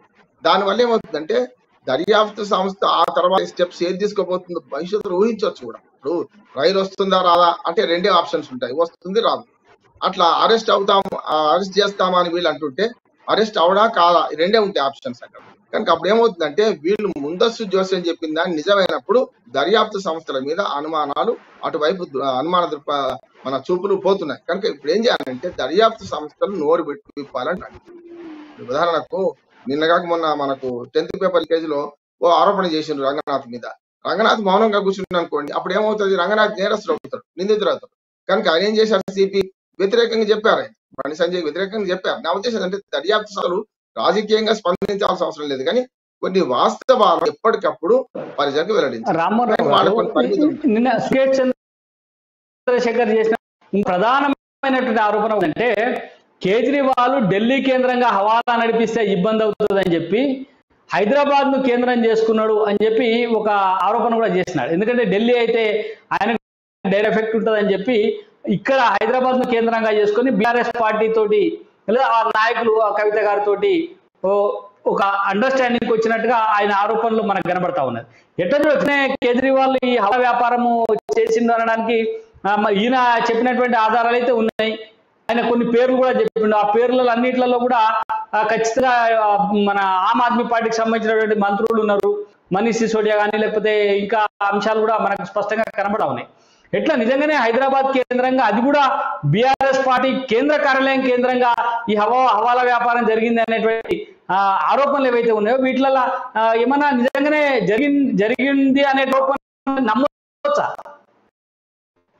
అందుకనే కొన్ని దర్యాప్తు సంస్థలు కొన్ని నిజాలు వెలించాలంటున్నాడు. దర్యాప్తు సంస్థలు కొన్ని విషయాల్లో చాలా వేగంగా వారు పరిశోధన మొదలు పెట్టారు. ఉదాహరణకు 15 కోట్లు పలానా కారులో పెట్టమని చెప్పి 60 నెంబర్ అని నెంబర్ కూడా చెప్తారు. 10 నిమిషాల్లో చెప్పొచ్చు, ట్రేస్ చేయొచ్చు. ఇవాళ మనము ట్రాఫిక్ లో వెళ్తుంటే పోలీసులు ఆపుతారు. ఆపి మన కార్ నెంబర్ కొట్టగానే మనకు పాత ఫైల్స్ ఏమున్నాయి తెలుస్తున్నాయి కదా, ఎవరి పేరు మీద ఉంది ఆ కారు తెలుస్తుంది కదా. ఇన్ని విషయాలు ఆధునిక సాంకేతిక విజ్ఞానాన్ని ఉపయోగించి చేస్తున్నప్పుడు ఈ 15 కోట్ల రూపాయలు పలానా కారులో పెట్టమన్నారు, అది పలానా పార్టీ ఆఫీస్ దగ్గర ఉన్నది, బీఆర్ఎస్ ఆఫీస్ దగ్గరకు నిలిపి దానిలో డబ్బులు పెట్టామని ఆరోపిస్తున్నప్పుడు ఆయన అంటున్నప్పుడు 10 నిమిషాల్లో ఆ కార్ నెంబర్ ఎవరిది, ఆ కార్ లో అక్కడ నిజంగా అక్కడ ఆగి ఉందా, సీసీ ఫుటేజ్ మనకు చూసి తెలుస్తుంది కదా, ఎందుకు మాట్లాడటం లేదు? ఆయన సుఖేష్ చంద్రశేఖర్ చెప్పినటువంటి తేదీ తీసుకొని ఆ తేదీ రోజు ఏ కారు BLM లో ఉంది అనేది సీసీ ఫుటేజ్ చూస్తే ఇది తెలిసిపోతుంది. కానీ ఇప్పటిదాకా ఆ ప్రయత్నమే జరిగినట్టుగా అనిపిస్తలేదు కదా. అందుకని నేనేమంటున్నానంటే దర్యాప్తు సంస్థలు కూడా వేగంగా శ్రమించకపోతే ఇట్లాంటి అనుమానాలు వస్తాయి. కారు నెంబర్ పట్టుకుంటే ఆ కారు ఎవరిదో తెలుస్తుంది, ఆ టైంకి అక్కడ కారు ఉందా లేదో తెలుస్తుంది. అందుకని నేనేమంటే దర్యాప్తు సంస్థలో కొన్ని పరిమితులు ఉంటాయి, నేను కాదనట్లేదు. ప్రతి రాజకీయ ఆరోపణకు సమాధానం చెప్పలేదు. నిన్నగాక మొన్న ఇప్పుడు మన సిపి రంగనాథ్ చెప్పినట్టు అందరూ చెప్పలేరు. అది కూడా ఒక రకంగా నిబంధనలకు వ్యతిరేకమని నేను అంటున్నాను. బండి సంజయ్ ఆరోపణలకు సిపి రంగనాథ్ అట్లా స్పందించదు. వ్యక్తిగతంగా ఆరోపణలు చేశారు కనుక స్పందించవచ్చు, కానీ కొన్నిసార్లు స్పందించాల్సిన అవసరం లేదు. యూనియన్ స్పందించాలి. ఉదాహరణకు మన రఘునందన్ రావు గారు మన డీజీపీ మీద చేసిన వ్యాఖ్యలకు గోపీనాథ్ రెడ్డి ఎవరు పోలీస్ అధికారుల సంఘం వాళ్ళు స్పందించారు. డైరెక్ట్ గా డీజీపీ స్పందించలేక. అట్లానే ఇక్కడ చేయాల్సింది ఏంటంటే ప్రతి రాజకీయ ఆరోపణకు దర్యాప్తు సంస్థలు జవాబు ఇవ్వాల్సిన అవసరం లేదు. ఇస్తే కూడా ఒకసారి నష్టం అవుతుంది. కానీ ఇప్పుడు నేను చెప్పిన 60 నెంబరు ఫలానా ల్యాండ్ రోవర్ కారు అక్కడ ఆపున్నది, దానిలో 15 లక్షలు పెట్టమన్నారు అని చెప్పి చాటింగ్ లో వెళ్తుంటే ఆ కార్ ఎవరిది, ఆ కార్ నిజంగా అక్కడ ఆపారా లేరా అనేది దర్యాప్తు వేగవంతం చేసినప్పుడు మాత్రమే సాధ్యమైంది. లేకపోతే సీసీ ఫుటేజ్ ధ్వంసమయ్యే అవకాశం ఉంది. ఇప్పటికే సెల్ ఫోన్లు ధ్వంసమైనాయి, దాదాపు ₹1,00,00,000 విలువ గల సెల్ ఫోన్ ధ్వంసమైనాయి. ఈ సాక్ష్యాలు చెరిపివేయక ముందే ఖచ్చితంగా దర్యాప్తు సంస్థలు వెంటనే స్పందించాలి. వీటిలో వాస్తవాలను ఎప్పటికప్పుడు జరుగుతున్న వాస్తవాలను ఓటు తెలపాల్సి ఉంది. అట్లాగే ప్రజలు కూడా సామాన్యంగా వాళ్ళ దర్యాప్తు అంశాల్లో తేలిన అంశాలను కూడా ప్రెస్ నోట్ ద్వారా, ఉదాహరణకు ఎవరైనా ప్రముఖుడు హాస్పిటల్లో పడితే హెల్త్ బులెటిన్ రిలీజ్ చేస్తారు. కేసుల్లో కూడా దర్యాప్తు సంస్థలు అప్పుడప్పుడు మాట్లాడకపోతే ఇట్లాంటి అనుమానాలు ఎన్నో మనకు వస్తుంటాయి. సామాన్య ప్రజలకు వచ్చే అనుమానాల కన్నా మీడియాకు వచ్చే అనుమానాలు ఇంకా కొంచెం వేగంగా ఉంటాయి. ఇంకా ఈ పుకార్లు షికార్లు చేస్తుంటే అసలైన దోషులు తప్పించుకునే అవకాశం ఉందని నేను అంటున్నాను. కనీసం అంటే మీరు అన్నది వాస్తవము రామ్మోహన్ రావు గారు. ఇప్పుడు ఇందులో ఇప్పటిదాకా మీడియా కూడా ఎప్పుడు కూడా మీరు చెప్పినటువంటి అంశంలో కానీ అంటే ఆ బీఆర్ఎస్ పార్టీ కార్యాలయంలో ఆ కారు ఉందా, ఏ సమయానికి, లేకపోతే ఏ తేదీ రోజు ఆ కారు అక్కడ ఇచ్చినట్టుగా ఈయన చంద్రశేఖర్ రెడ్డి ఆరోపణలు చేసిండ్రు. ఆ ఆరోపణలు ఉండేటువంటి దానికి ఇది ఈ రకం మీడియా ఈవెన్ నమస్తే తెలంగాణలో కూడా రాలే కదా. ఇప్పుడు వాళ్ళ మీద ఆరోపణలు వచ్చినాయి కాబట్టి నిజంగా బీఆర్ఎస్ పార్టీ కార్యాలయం సీసీ విడుదల చేయొచ్చు. ఫలానా రోజు చెప్పి ఇదంతా అబద్ధము, మా కార్యాలయంలో అట్లాంటి కార్ లేదు అని చెప్పి వాళ్ళు కూడా విడుదల చేయరు ఇప్పటిదాకా. మరి అన్నిట్లల్లో చాలా ముందుకు పోయి విచారణ జరిపి ఎన్నో అంశాలని బయటకు తీస్తున్నటువంటి మీడియా కూడా ఈ విషయంలో ఎక్కడ అసలు కనీసం ఈ రకమైనటువంటి వ్యాఖ్యానాలు కూడా చేసినట్టుగా కనబడలేదు కదా. ఎట్లా చూడాలి దీన్ని? మనలాంటి సామాన్యులకు వచ్చే అనుమానం కూడా వాళ్ళకి వస్తుందంటే తేలుగుట్టిన దొంగలు చాలా మంది ఉన్నారు దీనిలో నాకు అర్థమవుతుంది. అంటే నిష్పక్షపాతంగా విచారణ జరుపుకోవచ్చు. ఇప్పుడు పాపం లేకుండా భయమే లేదు కదా ప్రసాద్ గారు, పాపం లేకుండా భయమే లేదు. మరి పాపం లేనప్పుడు ఎందుకు దీన్ని ఈ దర్యాప్తు ఈ రకంగా మలచమని ఎందుకు చెప్తలేరు రాజకీయ పార్టీలు? రెండు రకాలుగా రెండు దిక్కులు అంటున్నాను. కనుక నేనేమంటున్నానంటే దీన్ని సాగదీసి రాజకీయ ప్రయోజనాల కోసం వాడుకుందామనే ఆలోచన రెండు పక్షాలకు ఉందని నేను అంటున్నాను.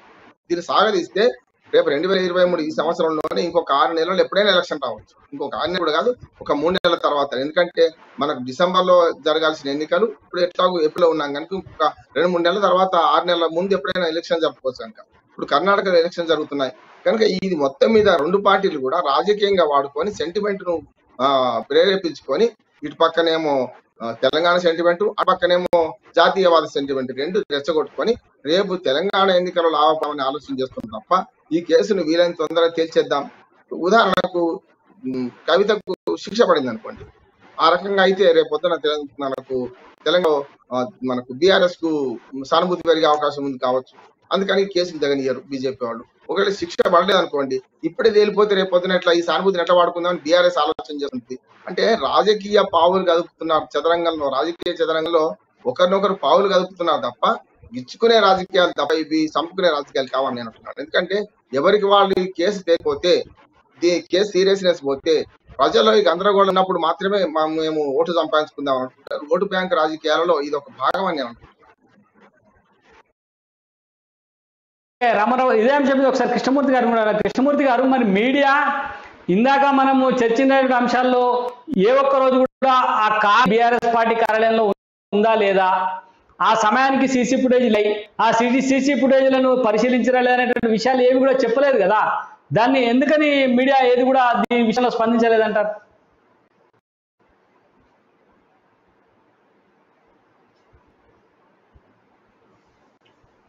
ఈ లిక్కర్ స్కామ్ విషయంలో కొంత అనుమానాలు వచ్చినాయో, ఫిర్యాదులు వచ్చినాయో, దానికి సంబంధించినటువంటి సిబిఐ కేసు నమోదు దర్యాప్తు చేయడము, తర్వాత దాంట్లో ఈడీ కూడా కొంత మనీ లాండరింగ్ జరిగింది అనే ఉపనంలో వచ్చినాం. ఈడీ సిబిఐ ఈ దర్యాప్తు సంస్థలు ఆధారం సేకరించి తమ వరకు పెట్టారు. అంటే ఉబరాయి హోటల్లో లిక్కర్ స్కామ్ సంబంధించినటువంటి పాలసీ రూపకల్పనకు సంబంధించిన అధికారులు సమావేశాలైన విషయాలు కానీ, వాళ్ళు వచ్చిన విషయాలు కానీ, వాళ్ళు వెళ్ళిన విషయాలు, వీటన్నిటిని ఈడీ తమ వద్ద ఆధారం స్పష్టంగా భద్రపరిచింది. అవసరమైన సమయంలో వాటిని దర్యాప్తు సమర్పించే అవకాశం ఉంది. ఓకే కృష్ణమూర్తి గారు, ఒక అంశం మనము ఇది మీరు చెప్పిండ్రు, రామ్మోహన్ రావు గారు చెప్పిండ్రు ఇందాక, స్పష్టంగా కొన్ని ఆధారాలు వాళ్ళ దగ్గర ఉండి ఉంటాయి. విచారణ అన్నది స్పష్టంగానే నిష్పక్షపాతంగానే జరిగే అవకాశం కూడా ఉన్నట్టుగా మనకు అర్థమవుతుంది. సరే, ఆ ఈడీ దగ్గర ఉండేటువంటి ఆధారాలు ఏంది, ఎప్పుడు బయట పెడతారు, దీంట్లో ఎంతవరకు నిజాలున్నాయి, అనేక రకాల అనుమానాలు. ఒక జైల్లో ఉన్నటువంటి వ్యక్తి ఉన్నటువంటి మాటల్ని నమ్మొచ్చా అనేది ఒక రకంగా అయితే, ఖచ్చితంగా అప్రూవర్ గా మారితే ఎందుకు నమ్మొద్దు అనేది ఇవన్నీ ఉన్నాయి. మనం ఒక ముఖ్యమైనటువంటి ఇంకొక కూడా ఇక్కడ మనకు ఉంది, కొద్దిగా ఈ సామాజిక పరంగా లేకపోతే మనకు వాతావరణ పరంగా మనం చర్చించాల్సిన అంశం ఏంటంటే, మూసి నీటి ద్వారా అనేక రకాల క్యాన్సర్ కారకాలకు ఉపయోగపడమైనటువంటి సీసం అందులో ఎక్కువగా వస్తుంది.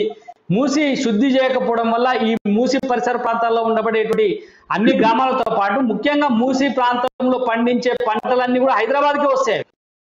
హైదరాబాద్ తింటారు. హైదరాబాద్ నుంచి కూరగాయలు కానీ, ఆకుకూరలు కానీ, ఇతర కానీ ఎక్కువ మూసి హైదరాబాద్ దగ్గర అక్కడి నుంచి రైతులు ఇక్కడికి వచ్చి ఇక్కడి వ్యాపారాలు ఉంటారు. కాబట్టి ఇక్కడ వీళ్ళకు కూడా ఆ పదార్థాలలో కూడా ఒక సీసం ఉంటుంది, అంటే ఆహార పదార్థాలలో కూడా అని చెప్పి ఇలా తేలితమైంది. మరి దీనిపైన మాట్లాడదాం. రామ్మోహన్ రావు గారు, మరి మూసి ప్రక్షాళన అంటూ కొన్ని ప్రభుత్వాలు అన్ని 5 దశాబ్దాలుగా చెప్తూనే ఉన్నాయి, కానీ ఈ ప్రక్షాళన జరగట్లేదు, కారకాలు ఎక్కువగా ఉన్నాయని చెప్పి మనకు ఒక నివేదిక అయితే వచ్చింది. ఏ రకంగా చూడాలంటారు? నాగరికత, మానవ నాగరికత విలసేందే నదుల పక్కన. కనుక హైదరాబాద్ నగరం మూసి నది పక్కన ఉంది.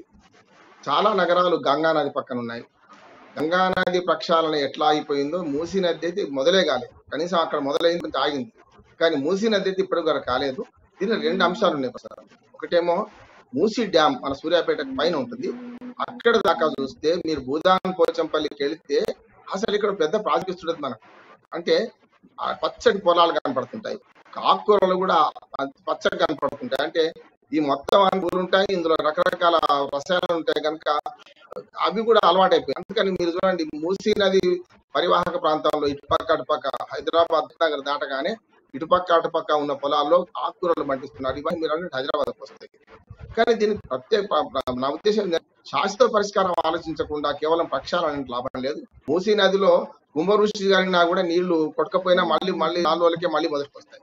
దీనిలో కావాల్సింది ఏంటంటే, మొదటి నుంచి హైదరాబాద్ అర్బన్ డెవలప్మెంట్ లో ఒక మూసీ నది ప్రక్షాళనలో మొట్టమొదటి ఏంటంటే, ఈ అశుద్ధాలు, మానవ వ్యర్థాలు ఏవైతున్నాయో వాటిని ప్రత్యేకమైన పైప్ లైన్ వేసి, ఉదాహరణ నాగోల్ దగ్గర ఒక ప్లాంట్ ఉన్నది మనకు, ఇది మనకు ఫిర్జాదిగూడ దగ్గర ఒక ప్లాంట్ ఉన్నది మనకు. ఆ ప్లాంట్ లో దీన్ని శుద్ధి చేసి కింది పంపించాలి. అట్లా శుద్ధి ప్లాంట్లు ఇప్పటికి కూడా మొదలైన ప్లాంట్లు కొన్ని అయితే, ఇంకా అవసరమైన ప్లాంట్లు నిర్మించి మూసీ నది మూసీ డ్యామ్ కి వెళ్లే కల్లా పూర్తిగా శుద్ధ జలాలను అక్కడ అందించడం మాత్రం సాధ్యమైంది. ఒకటి. రెండోది ఏంటంటే, ప్రత్యేకమైన పైప్ లైన్ వేయాలి. ఇప్పుడు ఏమవుతుంది, మానవ వ్యర్థాలు నది జలాల్లో కలుస్తున్నాయి. అసలు నది జలాలు పారుడు ఎక్కడిది, అన్ని స్టాగ్నెట్ అయింది. కనుక అందులో పండించే గడ్డి తిన్న బర్రెలు కూడా పారిస్తాయి కదా. ఇప్పుడు మూసీ నది పరివాహక ప్రాంతంలో హైదరాబాద్ నడిబొడ్డున మీరు హైకోర్టు పక్కన, ఉస్మానియా హాస్పిటల్ పక్కన చూస్తే గడ్డి భూములు ఉన్నాయి, గడ్డి పండిస్తుంటారు. ఇప్పుడు మనకు నాగోల్ దగ్గర గడ్డి భూములు ప్రభుత్వం తీసుకొని మెట్రో కోసం తీసుకున్నది, కొన్ని ప్లాట్లు చేసి మిగతా గడ్డి భూములు చాలా మనకు మూసి నది ప్రవాహానికి కనపడతాయి. వాటిలలో మనకు పాలు రోజువారీ వినియోగం, పాలు, తర్వాత కూరగాయలు ఇవి వస్తాయి కనుక పాలు, గడ్డి, తర్వాత కూరగాయలు ఇవన్నీ కూడా ఎక్కువ మటుకు హైదరాబాద్కి వస్తే హైదరాబాద్ లో ఉండేటువంటి ప్రజలందరూ కూడా మూసీలో విష పదార్థాల ఉన్నటువంటి ఆహార పదార్థాలు తింటున్నాడో మనకు స్పష్టంగా అర్థమైంది. అయితే దీన్ని ఎన్నిసార్లు ప్రక్షాళన చేస్తామని చెప్పి ప్రభుత్వం చెప్తా ఉంది, 100 కోట్ల రూపాయలు విడుదల చేస్తా ఉంది, కానీ ఆ ప్రక్షాళన అనేది ఇంకా ఎక్కడ ప్రారంభమే కాలేదు. ఎందుకు కాలేదు అంటే దానికి అర్థం లేదు. ఎందుకంటే హుస్సేన్ సాగర్ ను తీసుకొచ్చి అది మన ట్యాంక్ బండ్ను పూర్తిగా కొబ్బరి నీళ్లతో నింపుతా అని చెప్పాడు. కొబ్బరి నీళ్ళు కాదు, కనీసం మంచినీళ్ళు, వాసన లేని, కంపు లేనటువంటి నీళ్లు నింపమని చెప్పి అడుగుతా ఉన్నారు. కానీ హైదరాబాద్ లో ఉండే మొత్తం డ్రైనేజీని అంతా తీసుకొచ్చి అలా మూసీలో కలుపుతా ఉన్నారు, లేకపోతే హుస్సేన్ సాగర్ లో వదులుతున్నటువంటి పరిస్థితిగా కనబడతా ఉంది. అట్లనే పటాన్ చెరువు లేకపోతే ఆ పైన ఉండేటువంటి అనేక పరిశ్రమల నుంచి వచ్చేటువంటి కాలుష్యాలు కూడా మూసీలో కలుపుతున్నారు. దీన్ని పక్కకు తీయడానికి అనేక రకాల కాలువలు తవ్విన ప్రయత్నాలు చేసినా కూడా ఏది కూడా ఫలిస్తలేదు. ప్రభుత్వ చిత్తశుద్ధి లోపం వల్లే ఇది ప్రధానంగా కనబడతా ఉంటుంది. ఇందాక రామోహన్ గారు మీరు చెప్పినట్టుగా గంగా ప్రక్షాళన, అంత పెద్ద గంగా ప్రక్షాళన పూర్తి అయినప్పుడు ఈ మూసీ ప్రక్షాళన ఎందుకు కాదు అంటే స్పష్టంగా చిత్తశుద్ధి లోపం ఇక్కడ మనకు కనబడతా ఉంది. కాబట్టి ఈ ప్రభుత్వం చిత్తశుద్ధిగా పనిచేస్తే మూసీ ప్రక్షాళన అనేది సమస్య అనేది మనకు స్పష్టంగా అర్థమవుతా ఉంది. ఇది ఈరోజు ఏదైనా కార్యక్రమం. ఈ కార్యక్రమంలో పాల్గొన్నటువంటి రామ్మోహన్ రావు గారికి, అలాగే సీనియర్ జర్నలిస్ట్ కృష్ణమూర్తి గారికి కృతజ్ఞతలు. మళ్ళీ ఏది నిజ కార్యక్రమంలో మళ్ళీ రేపటి ఏది నిజ కార్యక్రమంలో కలుద్దాం. అంతవరకు సెలవు, నమస్తే.